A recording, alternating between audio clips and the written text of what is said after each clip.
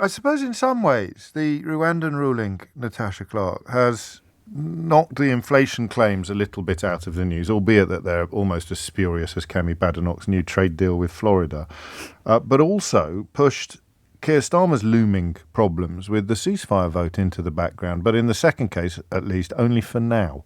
Yeah, we are expecting to see later today a bit of a clash in the House of Commons when this Gaza-Israel SNP debate comes forward.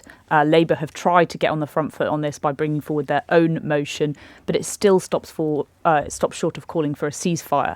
So there are so many Labour MPs that are looking at this motion today going, am I going to vote for this or am I going to vote for the SNP one, which goes further in causing a ceasefire? And, we've heard from Labour figures this morning refusing to rule out the possibility that Keir Starmer might sack them if they do.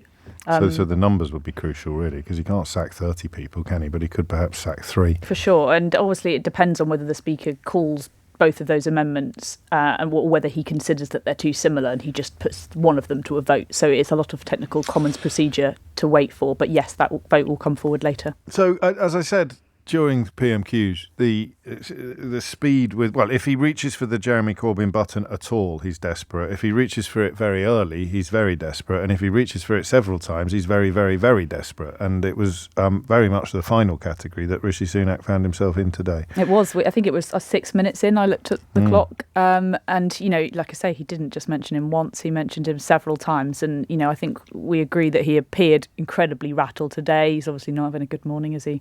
The Prime Minister losing. Bad 24 hours, really. Pretty poor. And yes, it knocks obviously his lovely inflation news out of the window as well. His promise to halve inflation, which again we both agree that the government doesn't have a lot of say over, but still the Prime Minister decided to make inflation one of his 5 priorities and took a bit of a gamble on it, but it was one that has paid off. It has gone down. Energy prices have gone down.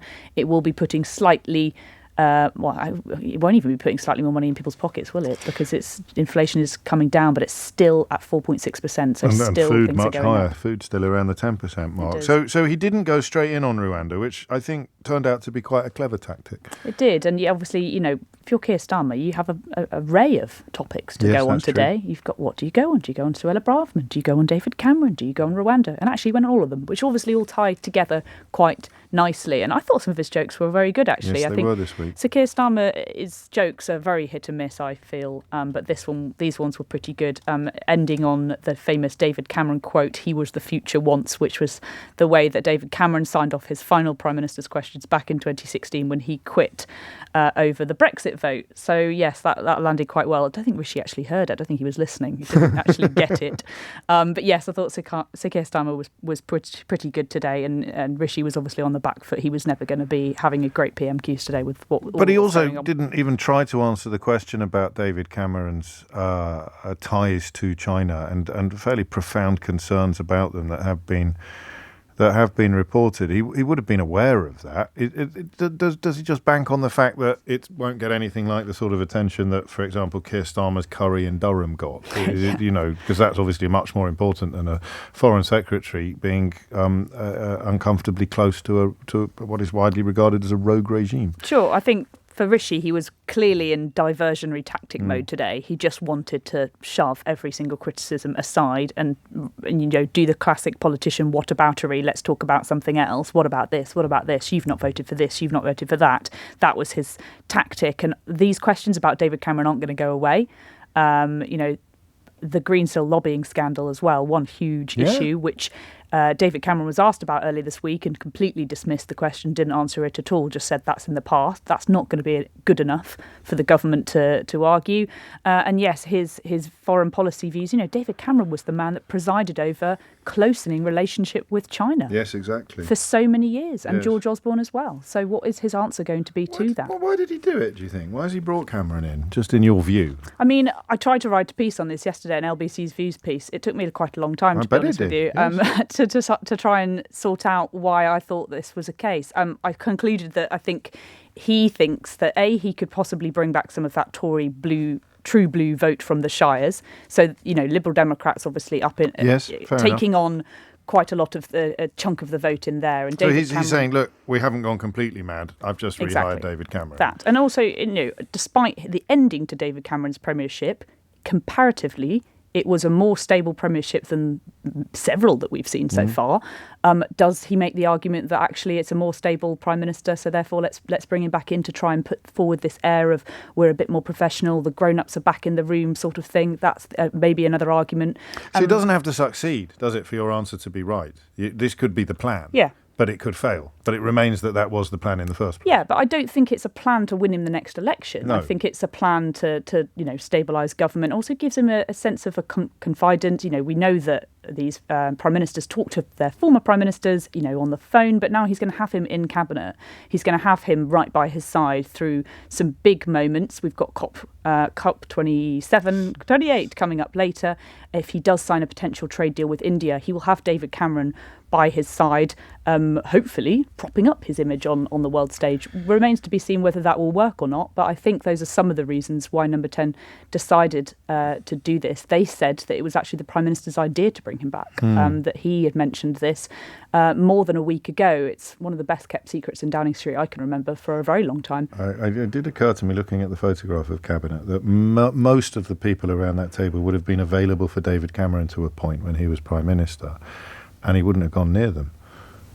Yeah, some of them for sure. What I thought was interesting from that photo that you're looking at in the papers today is that he's directly opposite him. He's clearly going to be a really big part of Rishi Sunak's team.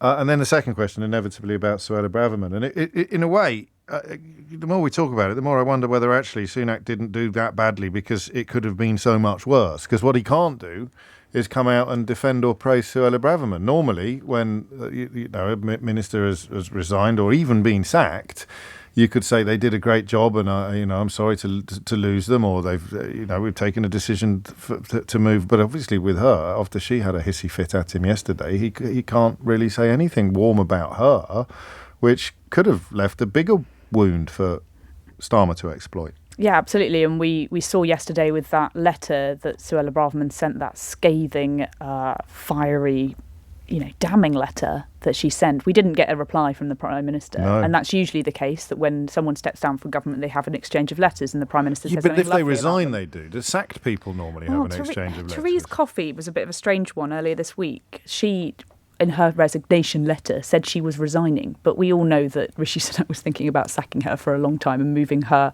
on. So yes, you're right, it doesn't tend to happen when they do get sacked. So we're told that by allies close to Suella Braverman that she's been planning this letter for a little while. I think she could have been a bit pithier in it, to be honest. It could have been chopped down. It was quite long. Yeah, well, maybe, there's a bit of horse trading as well, isn't there? So you can say, can I tell them that I resigned? And if he really doesn't like you, he'll say, no, you can't, you're fired. But if you've still got a little bit of warmth between you can say, yeah, go on then, tell him you resigned. Yeah, for sure, exactly. And there was nothing of them between the two. I think the only thing that Number 10 said yesterday was, the Prime Minister thanks her for her service. That was the warmest words that Number 10 could come up with. What does she do now? I think she sits back for a little while and considers her next steps, whether that is a leadership challenge. I think we could, we don't know. Before the election?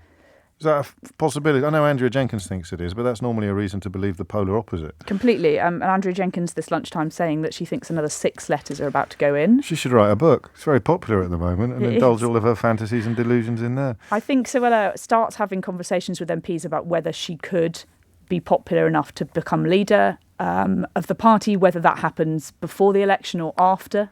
I personally don't think it would happen before election. So she might be able to draw upon most of those MPs that you mentioned earlier who signed the amendment that would remove us from all international obligations when it comes to being a civilised country. Yeah, and there's 60 of them. But that would be the absolute ceiling, wouldn't it? I think so, yeah. I don't think she would get any more than that. And I think she's probably got a core of maybe 20 to 30 core supporters. And the people that signed the amendment are probably from a slightly broader wing of the party. Could she launch a leadership challenge? You'd have to be at the exact right moment.